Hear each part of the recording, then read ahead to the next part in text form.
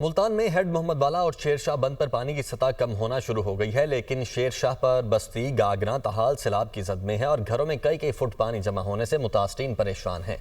मजीद बता रहे हैं नुमान खान बाबर। जी बिल्कुल, खौफनाक सैलाब की तबाहकारियों का सिलसिला जारी है। इस समय बस्ती गागरा में मौजूद हूँ, जहाँ पर 10 से 12 फुट तक पानी जमा है।